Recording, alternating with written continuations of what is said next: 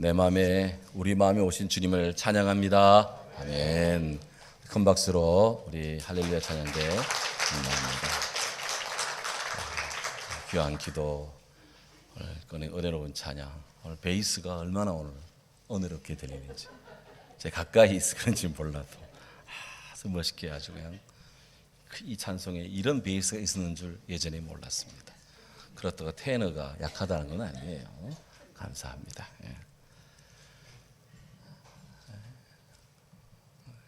6월은 우리 마음을 무슨 색으로 물들일까요? 황금찬 시인이 이런 시를 썼습니다. 6월은 녹색 분말을 뿌리며 하늘 날개를 타고 왔느니 맑은 아침 뜰 앞에 날아와 앉은 산새 한 마리, 낭낭한 목청이 실록에 젖었다. 흑엉으로 날개치듯 뿜어오르는 분수, 풀잎에 맺힌 물방울에서도 6월의 하늘을 본다. 실록은 꽃보다 아름다워라. 마음에 하늘을 담고 푸름의 파도를 걷는다. 창을 열면 6월은 액자 속의 그림이 되고 벽 저만한 위치에 바람 없이 걸려 있다. 지금은 이 하늘에 6월이 가져온 한 폭의 풍경화를 나는 이만한 거리에서 바라보고 있다. 시인이 노래한 것처럼 우리나라의 6월은 그 산천이 정말 푸르고 평화롭습니다. 하지만 이토록 녹색 창이란 우리의 이 대한민국 6월의 내면은 피와 땀과 눈물의 사랑으로 중첩되어 있습니다. 임진왜란이 일어났을 때 나라의 명운이 꺼져가는 등불 같았습니다. 그때 푸념히 의병들이 일어났습니다. 곽저우 장군을 필두로 해서 곳곳에 의기의 의병들이 일어났습니다. 6월 1일을 우리나라는 의병의 날로 지킵니다. 1950년 6월 25일 새벽에 쳐내려온 북한 공산군, 그들이 불법 남침을 우리의 용사들이 또 유엔군과 함께 저항하고 물리치면서 1953년 7월 27일 휴전협정 맺기까지 수도 없는 청춘이 우리나라 산하 곳곳에서 그들의 몸을 바쳤습니다. 6월 6일은 바로 이날을 이들의 사랑과 헌신을 기리는 현충일입니다. 서해 NLL을 침범한 북한 고속경비정, 이 침탈을 분쇄하기 위해서 우리의 해군 용사들이 제1연평해전, 제2연평해전 등등 새벽 이슬같이 아주 귀한 우리 장병들이 젊은 피가 대한민국 하늘과 땅과 바다 곳곳에 그렇게 뿌려졌고, 우리는 그 결과 오늘의 이 자유로움을 지금 향유하고 있습니다. 여기에 풍전당의 위기에 처한 대한민국, 아시아의 가장 끝부분에 있는 이 대한민국, 이 땅을 공산주의로부터 지켜주기 위해서 유엔 산하 16개 나라가 공식적으로 참전을 했습니다. 한 달 전 5월 10일 우리나라 주요 일간지에 백마고지 영웅, 그의 마지막 길, 룩셈부르크에 울려 퍼진 아리랑, 이런 제하의 기사가 실렸습니다. 자세히 읽어봤습니다. 룩셈부르크의 6.25 참전 용사 질베르 호펠스 씨가 90세의 나이로 숨을 거두고 장례를 치르는데, 룩셈부르크 우리나라 한인 회장이 아리랑을 조가로 불렀다라는 그런 내용이더라고요. 자신의 장례식 때 꼭 아리랑을 조가로 불러달라라는 호펠스 씨의 유언에 따른 것이라고 대사관 직원이 밝혔습니다. 고인은 19살 되던 1952년 6.25 최대 격전지였던 백마고지 전투에 룩셈부르크 용사들이 함께 전투에 참전했습니다. 불과 10m 거리에 박격폭탄이 막 떨어지는 그런 엄청난 생사의 고비를 수차례 넘겼답니다. 6.25 당시 참전했던 룩셈부르크, 그 당시에 그 나라는 20만 명의 인구였는데 공식적 비공식적으로 참전했던 22개국 나라 가운데 인구 대비 가장 많은 군인들을 우리나라에 파병해 주었어요. 100명이 참가했는데 그중에 15명이 전사하거나 다쳤고 다 돌아가시고 호벨스까지 돌아가시고 지금 참전 용사 2명이 룩셈부르크에 남아 있다고 합니다.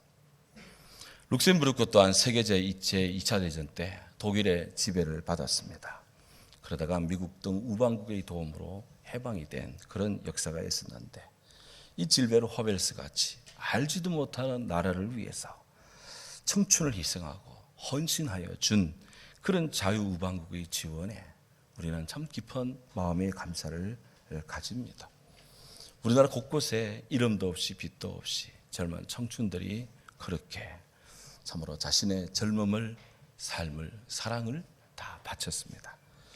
그 덕분에 우리는 이만한 자유와 평화를 그리고 민주주의를 그리고 하나님 앞에 예배를 마음껏 드릴 수가 있습니다. 서울과 대전, 영천, 임실, 이천 이곳에 자리한 국립묘지 그리고 부산에 있는 유엔군 묘지 여기에 안장되어 있는 용사들 우리가 정말 우리가 누리는 이 자유가 정말 값싼 것이 아니라는 것을 그 말 없이 그렇게 상기시켜주고 있습니다. 중국 제자백과 시대에 제자백과였던 관자가 이런 말을 했습니다. 한 나라가 유지되기 위해서는 4개의 밧줄이 튼튼해야 된다. 그것은 예, 의, 염, 치, 예의와 염치라는 것인데 예의는 예절이고 의는 의리고 염은 염치고 치는 부끄러움을 아는 것이다. 이 4개의 밧줄이 튼튼해야 어느 나라든 그 튼튼한 나라가 된다라는 것이죠. 그런데 첫 번째 밧줄인 예가 끊어지면 나라가 기울어지고 두 번째 밧줄인 의가 끊어지면 나라가 위태롭게 되고 세 번째 밧줄인 염치가 끊어지면 국가가 전복되고 네 번째 밧줄인 치가 끊어지면 나라가 멸망하고 만다. 그렇게 이야기를 했습니다. 국민들 간의 예의가 땅에 떨어지고 정의가 무너지고 청렴한 기풍이 사라지고 악과 부정을 행하고도 부끄러움을 할 줄 모른다면 그런 나라는 조만간에 멸망할 수밖에 없다라는 고대의 지혜입니다. 그러므로 나라가 부강하기 위해서는 준법, 양심, 정의, 질서 이 4기둥이 튼튼해야 됩니다. 고대뿐 아니라 오늘날도 마찬가지입니다. 또한 국가가 전망의 위기에 처할 때 누군가가 분연히 일어나서 피와 땀과 눈물을 흘려서라도 그 4 밧줄이 끊어지지 않도록 붙잡아야 된다 하는 것입니다. 어거스틴에 따르면 피와 땀과 눈물에 의해 이루어진 지상의 평화도 하나님이 우리에게 주시는 선물입니다. 따라서 우리는 우리에게 준 이 자유의 평화 이것이 하나님의 축복인 줄 알고 후대에 우리는 이것을 잘 지키고 보존해 나가야 됩니다. 자유민주주의를 대한민국을 침공한 침략자들은 우리를 넘어뜨리려 하였습니다마는 여호와께서는 우리를 도우셨도다. 시편 118편 13절에 시인의 고백이 정말 진리입니다. 우리 역사 속에 임하신 하나님의 은총을 찬양합니다. 그러므로 비록 역사의 정황이 때때로 울적하고 음울하할지라도 이 땅의 자유와 평화 그리고 정의를 수호하기 위해서 피와 땀과 눈물, 사랑의 수고를 멈추지 않는 그런 우리들이 되어야 됩니다. 그걸 폄하하지도 말아야 됩니다. 땀과 눈물의 사랑의 수고를 기억해야 됩니다. 이 아름다운 나라를 위해서 수고했던 분들을 잘 기억도 하고 또 기념도 하고 그를 우리는 기리고 계승해 나가는 그런 성도의 뜨거운 마음이 하나님 앞에서 옳다 하는 거예요. 저는 정말 대한민국 지키기 위해 국립묘지에 안장되어 계신 그분들 그리고 그 유족들 그 모든 분들에게 정말 국민의 한 사람으로서 또한 교회의 목사로서 늘 깊은 존경과 감사의 마음을 늘 가집니다. 성경 잠언은 인생살이에 있어서 꼭 필요한 것이 친구와 이웃이라고 말합니다. 친구는 사랑이 끊어지지 아니하고 형제는 위급한 때를 위하여 낳느니라. 오래전 영국의 더 타임스라는 그 신문에서 영국의 최남단에서 최북단까지 여행을 한다면 가장 좋은 방법이 무엇일까요?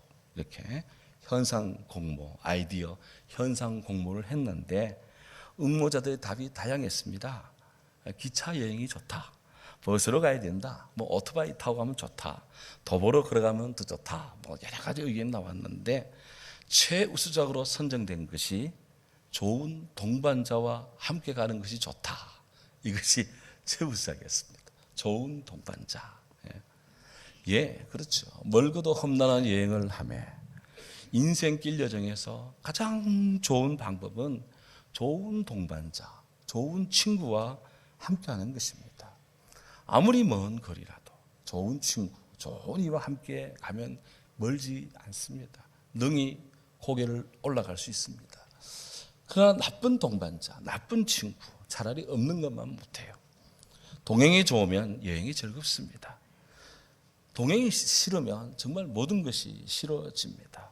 그렇기 때문에 우리는 우리 인생길에 좋은 머시기를 만나도록, 좋은 것을 만나도록 기도해야 됩니다. 아이가 학교 갑니다.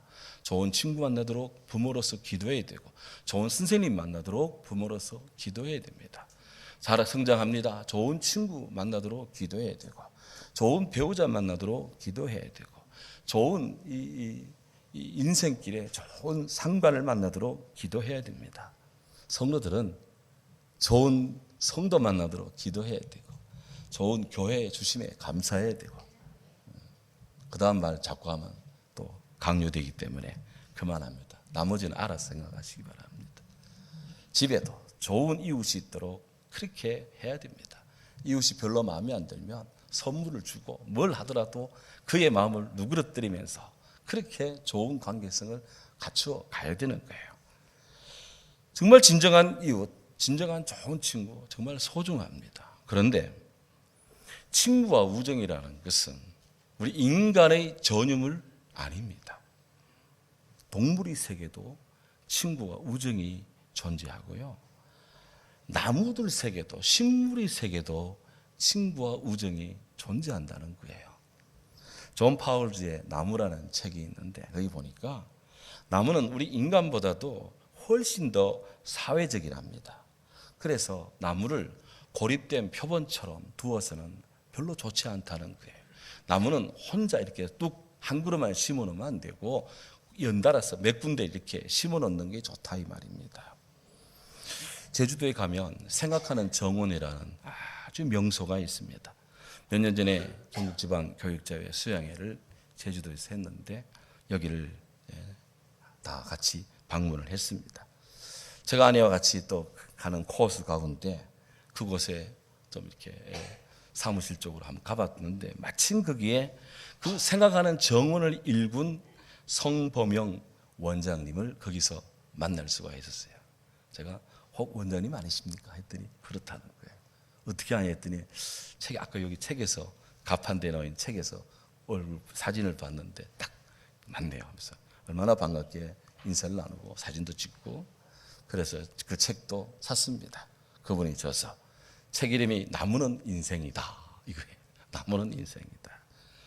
그 책은 이제 열심히 좀 읽어봤어요. 봤더니 나무는 나무끼리 서로 소통한다는 거예요.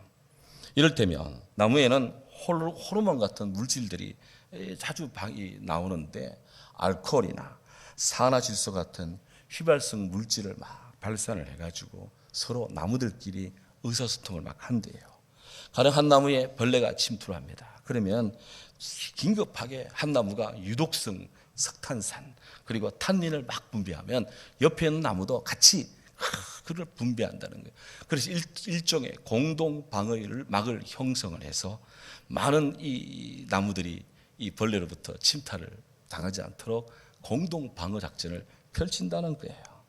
또 나뭇가지가 이렇게 쫙 뻗어 있는데 나뭇가지가 뻗어 있는 모습들을 자세히 한번 보면 마치 나무에 눈이 있어가지고 저마다 상대를 찌르지 않고 저마다 상대에게 방해가 되지 않도록 이렇게 저렇게 나뭇가지가 가지끼리 서로 막 비켜가면서 그렇게 가지를 쭉쭉 뻗어 성장하고 존재하는 것을 봅니다. 서로 부딪히지 않기 위해서 나무가 가지끼리 구부린다는 거예요. 막 나무에 눈이 있는 것 같습니다. 그 책에 있는 내용이에요. 또 실제로 모든 식물은 이 색소 단백질인 피트코롬이라는 물질을 가지고 있는데 햇빛의 조건에 따라서 아주 생물학적인 기능을 조절을 한답니다. 한 나무가 오랫동안 햇빛을 잘 받지 못하면 숲에 가면 그런 나무 많잖아요. 큰 나무 밑에 작은 나무가 있습니다. 그럼 그런 나무는 다른 큰 나무들 주위에 있는 나무들보다도 꽃을 먼저 피운대요. 대신 꽃은 먼저 피우지만 열매는 적게 맺는답니다. 그렇게 해서 자기 다음 세대는 좀 더 나은 환경에서 생존하라고 나무가 그렇게 자체적으로 피트코롬이라는 그런 물질에 의해서 그런 조절 기능을 가진다는 거예요. 이렇게 해서 한 나무는 자기 옆에 또 다른 나무가 있다는 것을 알게 되고 그렇게 해서 나무의 사회가 형성이 된답니다. 그러고 보면 참 인간보다 낫다 생각합니다. 공정하게 경쟁도 하고 또 공존도 하고 생존하고 또 소통하며 숲의 질서라는 것을 소위 숲의 질서를 이룬다는 거죠. 예수님께서 나무 이야기를 합니다.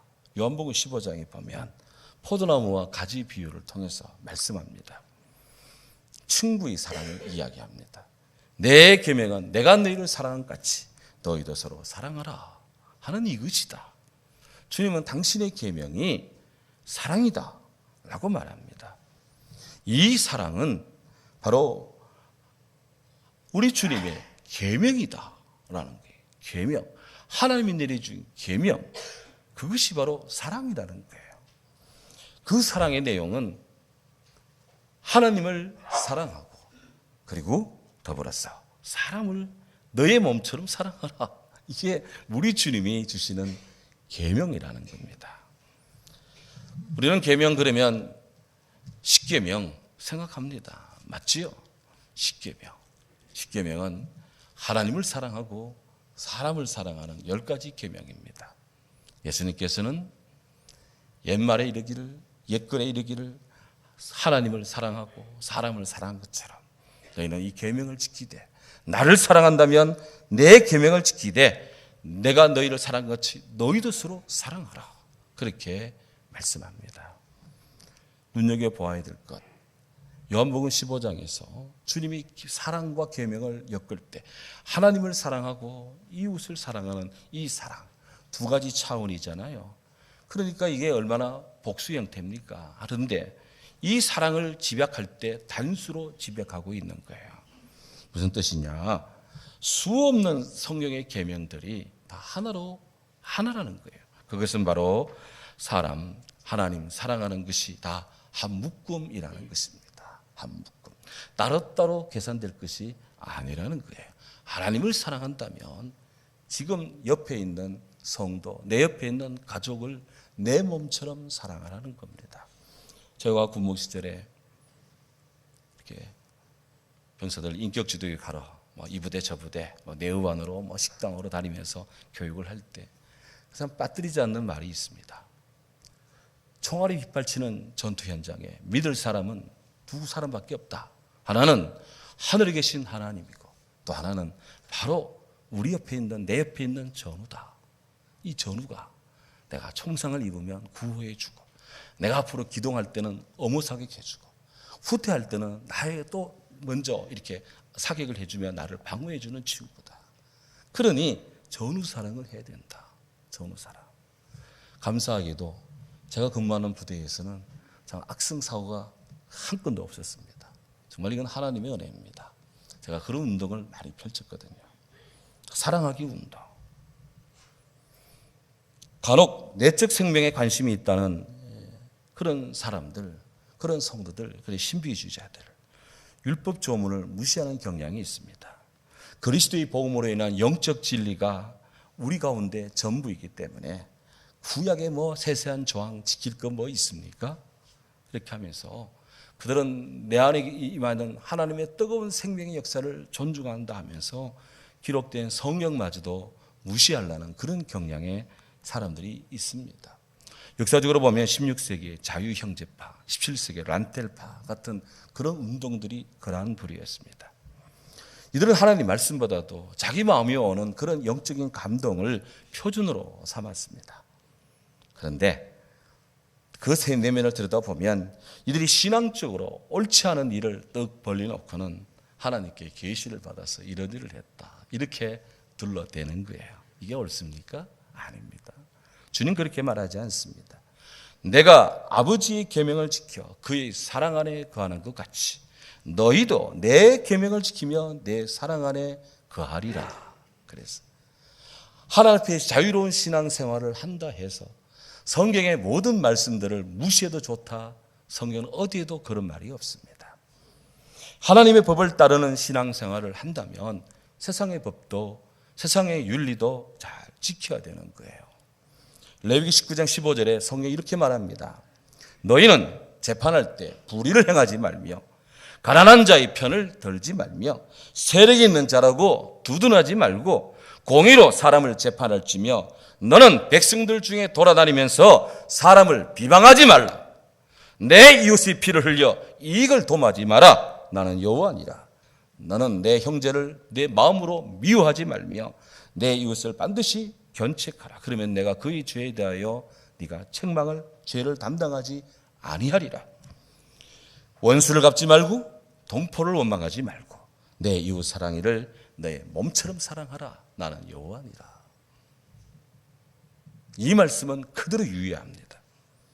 바울은 로마 3장 18절에서 말합니다. 13장 8절에서 말합니다. 피차 사랑의 빛 외에는 아무 빛도 지지 마십시오. 남을 사랑하는 자는 율법을 다 이루었습니다. 남을 사랑하는 자는 율법을 완성했습니다. 이 서로 사랑하라는 계명은 이런 면에서 옛 계명이기도 하고 동시에 새 계명입니다. 주님은 이 모든 것들을 하나로 해서 사랑의 계명을 이루었습니다. 그리고 주님의 이어지는 말씀에 사람이 친구를 위하여 자기 목숨을 버리면 이보다 더 큰 사랑이 없나니 너희가 나의 명하는 대로 행하면 나의 친구다. 이제부터는 내가 너희를 종이라 하지 않겠다. 내가 너희를 친구라 할 것이다. 사랑하는 여러분, 저는 정말 이 말씀을 좋아합니다. 예수님께서 저와 여러분들을 종이라 하지 않고 친구라 대해 주시고 친구라고 불러주고 친구라고 여겨주고 친구로 사랑해 준답니다. 우리는 그 사랑에 감동해서 종으로서 청지기로서 죽도록 충성하고 싶은 마음이 불타오르는데 주님은 우리를 친구로 대해준대요. 얼마나 귀합니까? 이게 기독교입니다. 이것이 성경입니다. 이것이 주의 은총입니다. 그러니 우리가 정말 친구를 사랑하고 친구를 대하는 우정이라는 것이 이건 지극히 성경적이고 기독교에 특화된 것이다 하는 거예요.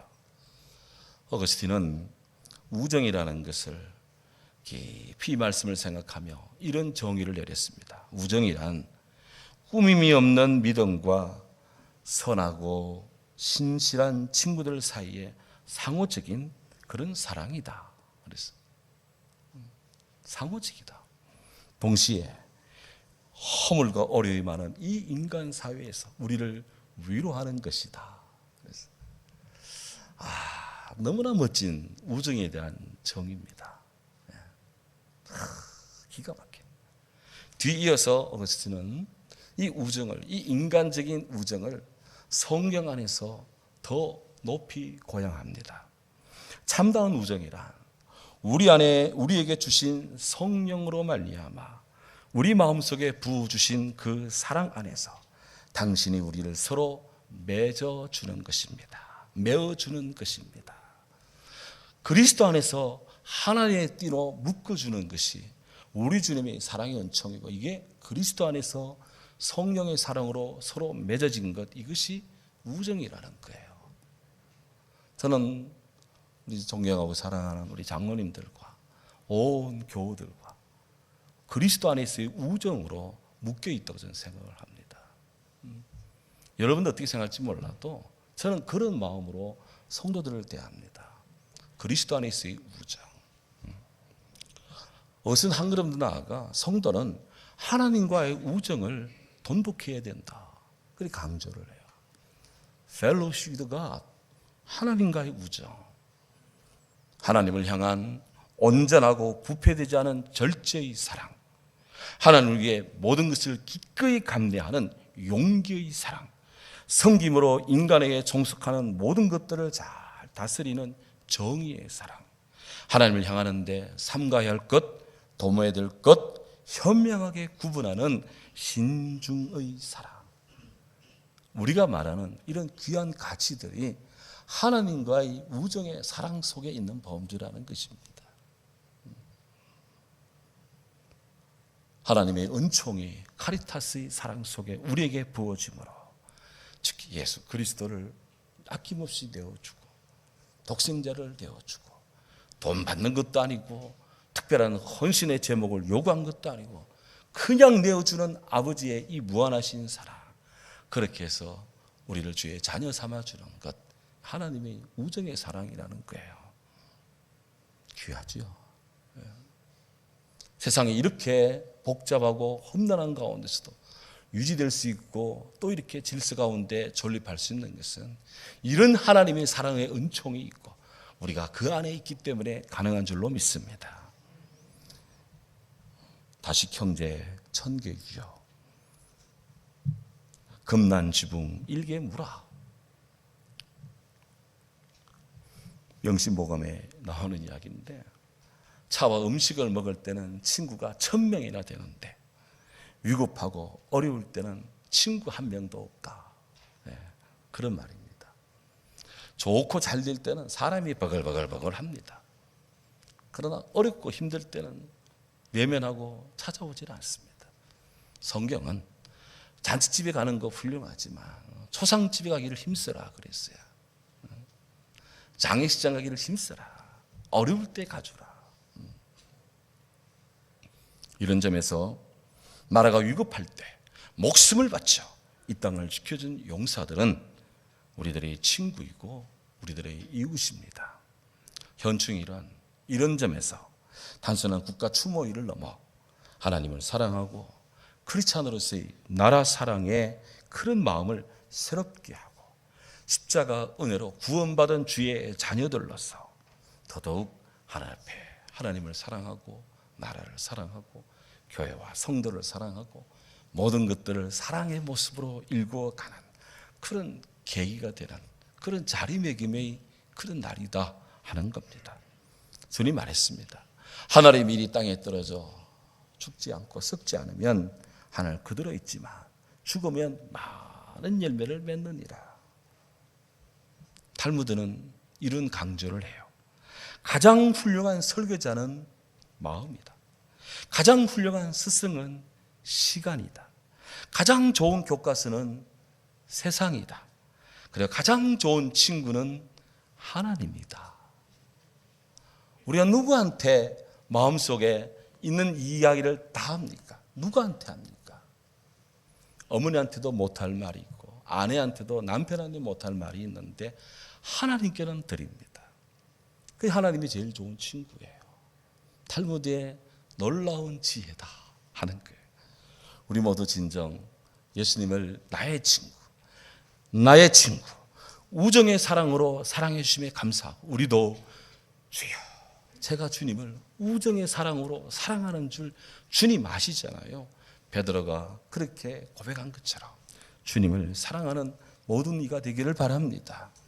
하나님을 위하여, 나라를 위하여 좋은 친구가 되어야 됩니다. 세상에 이렇게 많은 흉흉함이 있을 때 우리 크리스찬들은 좋은 친구 되기 운동을 펼쳐야 됩니다. 하나님의 은총이 귀한 달에 함께하기를 주의 이름으로 축원합니다. 아멘. 사랑하는 주님.